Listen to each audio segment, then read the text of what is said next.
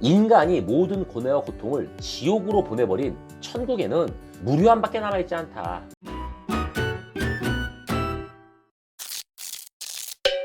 안녕하세요, 다정한입니다. 오늘 이야기할 책은 마흔에 읽는 쇼펜하우어입니다. 2023년 9월에 출간됐고요. 지은이는 강용수, 이분이 고려대학교 철학연구소의 연구원이시고요. 또한 거기서 강의를 하고 계세요. 오랜 시간 동안 인생의 무의미에 대해서 고민을 했다고 합니다. 이분의 작품으로는 니체 작품의 재구성, 쇼펜하우어가 들려주는 의지의 이야기, 이런 것들이 있고요. 논문으로는 니체의 정의론에 대한 연구, 이런 아주 활발한 논문 활동도 했습니다. 여러분, 혹시 40이 넘으셨나요? 아니면 그쯤이시라고요? 그러면 어느 정도의 실패와 고통을 경험해봤을 것이고요. 격하게 공감할 수 있는 그런 내용입니다. 혹시나 40이 넘지 않으셨어도 자신의 상황을 어떻게 정리하면서 받아들여야 하는지 도움을 줄 수 있습니다, 이 책이. 쇼펜하우어가 현 시대를 살아가면서 마음가짐의 위기를 겪는 우리들에게 알려주는 5가지가 있어요. 삶의 지혜고요. 처음에 쇼펜하우어의 철학은 위로를 주지 않아요. 대신에 삶의 지혜와 깨달음을 주거든요. 두 번째로는 행복을 자기 밖이 아니라 안에서 찾는 법을 알아야 돼요. 세 번째로 자신에게 집중하는 방법을 알아야 되고요. 불행한 이유는 대부분 타인에게 의지하기 때문이라고 합니다. 네 번째로는 허영심을 버리고 자긍심을 가지는 방법에 대해서 알려주고 있고요. 마지막으로는 2번 다시 오지 않는 시간의 의미를 깨닫고 현명하게 사는 방법, 이런 것들을 쇼펜하우어가 우리한테 얘기해주고 있어요. 이 책은 마음의 위기를 다스리는 철학 수업이고요. 또한 마흔의 삶의 지혜를 주는 30가지의 조언으로 보면 됩니다. 전체는 총 5개의 장으로 구성되어 있어요. 진리, 행복, 관계, 인생 뭐 이런 것들로 구성되어 있고요.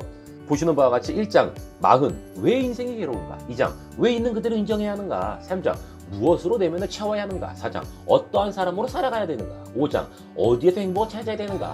여러분들 어떤 장이 가장 눈길에 끌리시나요? 이거 순서대로 꼭 안 보셔도 돼요. 그래서 몇 군데만 한번 살펴볼게요. 고통은 2가지 종류가 있다. 하나는 가짜 행복을 쫓는 고통이다. 행복의 무게중심이 자기 밖에 있다. 다른 하나는 진짜 행복을 쫓는 고통이다. 허상과 같아서 찾기가 어렵다. 자기 자신에 대한 깊은 통찰이 필요하며 계속해서 스스로를 무너뜨리고 새롭게 거듭나야 한다. 자, 무게중심을 자기 안으로 옮기란 얘기예요. 가짜 행복이라는 것은 출세, 부, 명예, 손에 잡히는 뭐 이런 것들을 말하는 거고요. 진짜 행복은 허상과 같아서 정말 찾기조차도 어렵다고 해요. 이 2가지를 더 단순하게 설명하기 위해서 무게중심이라는 단어를 사용하고 있죠. 그 무게중심을 자기 자신의 밖에 두는지 아니면 자기 자신 안에 두는지에 따라서 달라진다는 겁니다. 겉으로 보이는 것을 쫓을 것이냐 아니면 내면으로 시선을 돌릴 것이냐, 다 계속 비슷한 얘기를 하고 있어요. 저는 어떤 것에 무게중심을 두는지 곰곰이 좀 생각을 해봤어요. 근데 잘 모르겠더라고요. 그래서 반대로 한번 생각을 해봤어요. 나는 어떠한 고통을 지금 받고 있지? 어떠한 종류의 고통인지를 제가 잘 살펴보면 내가 쫓는 것이 어떤 것인지를 알 수 있을 것 같고, 그러면 내가 쫓는 것이 가짜 행복인지 진짜 행복인지를 좀 알아볼 수 있겠더라고요. 여러분들은 어떠한 행복을 쫓고 계신가요? 아니면 어떠한 종류의 고통을 받고 있나요? 그리고 지금 받고 있는 그 고통이 과연 내가 받아야 하는 고통일까요? 쓸데없는 고통을 받고 있는 건 아닐까요? 고통이 아닌데 고통처럼 느끼는 것도 있지 않을까요? 정말 필요한 고통이 있는데 그것을 무시하고 있는 건 아닐까 싶습니다. 한 번쯤은 깊게 생각해 보시는 그러한 여러분들의 삶이 되시기를 바랍니다. 이렇게 생각하다 보니까 산다는 것 자체가 그래서 괴로울 수밖에 없구나라는 생각이 들어요. 뭘 해도 고통이거든요. 이거든 저거든 다 고통이잖아요. 그러니까 삶에서 받는 그 고통 때문에 괴롭다는 생각을 굳이 하지 말라는 겁니다. 어때요? 단순하죠? 쇼펜하우어는 이런 양반이에요. 이 세상의 모든 생물은 살려는 의지를 충분히 갖고 있으나 이 의지가 충분히 만족되지 않기 때문에 산다는 것은 괴로운 것이다. 삶이 괴로운 아주 명확한 이유를 들었어요. 그것도 모든 생물들 중에서 인간이 가장 괴로운 이유인 거죠. 괴롭게 만드는 것은 바로 만족이라는 것에 대한 자신의 생각인 거예요. 나는 만족을 어떻게 정의하고 어떻게 바라보고 있지? 그리고 그 만족이라는 것의 이유인 의지가 과연 어떻게 작용하고 있는가? 여러분들이 살면서 정말로 괴롭다면 어떤 것이 만족되지 않는가를 한번 생각해 보시고 과연 타당한 것인지를 한번 냉정하게 판단해 보시길 바래요. 그리고 쇼펜하우어의 말을 다시 한번 접목시켜 보시길 바래요. 마흔부터는 쾌락의 양을 늘려나가기보다는 고통을 줄여나가는 방법이 더 현명해 보인다, 이렇게 말을 했어요. 20, 30대처럼 충분히 만족하기 위해서 노력하기보다는 자신이 받고 있는 고통을 줄이기 위해서 어떠한 방법이 좋을지를 생각해보자는 거죠. 욕심이라는 것이 필요 없다는 게 아니에요. 오해하지 마세요. 힘들다는 고통을 받으면서까지 애써서 붙잡고 있지 말자는 거죠. 적당히 한번 줄여보자는 거죠. 이거를 줄이기 위해서는 좀 고민을 해보셔야 될 겁니다. 40이 넘으면 이런 게 필요하다는 그러한 뜻이 아닐까 싶습니다. 인간의 행복을 가로막는 2가지 적수가 고통과 무료함인데, 우리의 인간이란 이 2가지 사이를 오가는 것이라고 말할 수 있다. 외적으로는 궁핍과 결핍이 고통을 낳는 반면에 안전과 과잉은 무료를 낳는다. 하층 계급은 고통을, 그리고 상층 계급은 무료함을 상대로 싸우고 있다. 와, 저는 이것을 곰곰이 생각해보다가 스포츠를 한번 떠올려봤어요. 그러니까 이해가 잘 되더라고요. 대부분의 고급 스포츠로 불리는 것들은 상류층들이 하는 놀이, 여기에서 시작됐어요. 이런 것에서 발전된 것이고요. 하층민들이 하던 것들은 대부분 생계형 민속놀이 같은 거거든요.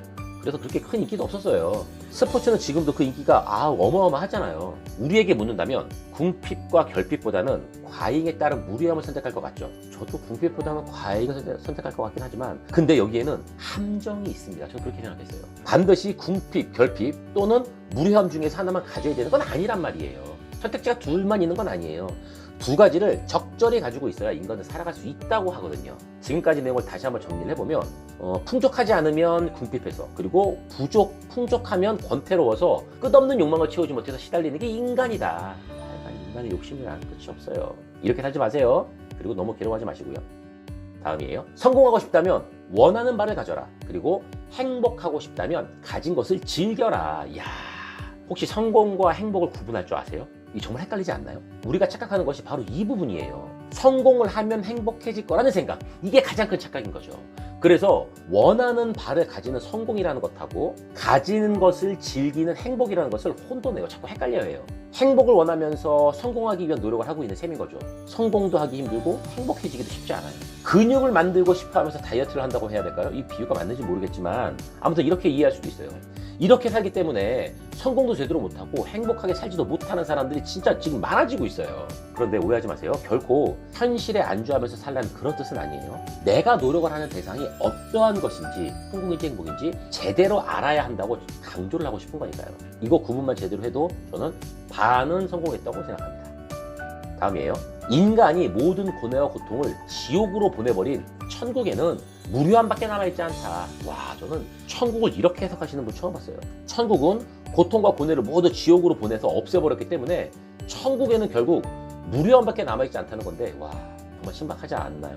인간이 살아가기 위해서는 고통과 고뇌, 적당한 문제는 가지고 살아야 되는 게 좋다는 뜻이겠지만 정말로 파격적인 관점이었어요. 쇼펜하우어가 이런 철학자예요. 이 양반 참 대단하신 양반이네. 그래도 전 천국을 갈래요. 천국이 좋아요. 자, 이 밖에도 더더더라는 새로운 욕망은 불충족인 경우도 있지만 이미 충족된 상태에서 기인한 권태감일 수도 있다. 곰곰이 생각해보세요. 이해가 될 겁니다. 욕망을 잘 다스리지 못하면 불행해지기 마련이다. 인간의 욕망은 채울 수 없는 갈증이다. 이 몇 가지만 책에서 알아봤는데 너무나도 좋은 30가지의 삶의 지혜를 얻을 수 있어요. 하루에 한 가지씩 딱 한 달이면 쇼펜하우어의 조언을 다 읽을 수 있는 그런 셈이거든요. 도전해 보십시오. 쇼펜하우어를 빼고 인생을 논하지 말라는 말이 있죠. 그는 철학, 과학, 심리학, 문학, 법 이런 많은 분야에 영향을 준 그런 인물이에요. 영향을 받은 사람들만 봐도 알아요. 프리드리히 니체, 키에르케고르, 다윈, 아인슈타인, 헤르만 헤세, 톨스토이, 도스토옙스키. 와, 정말 많죠. 자, 40이라는 나이는요, 하고 싶고 할 수 있는 것에 집중을 해야 되는 나이입니다. 삶의 지혜는 즐겁고 행복하게 사는 기술이거든요. 꼭 읽어보시기를 추천하면서 이 책은 여기까지 할게요. 여러분들의 다양한 생각과 의견을 댓글로 남겨주시고요. 좋아요와 구독도 부탁드리겠습니다. 지금까지 다정한이었습니다. 감사합니다.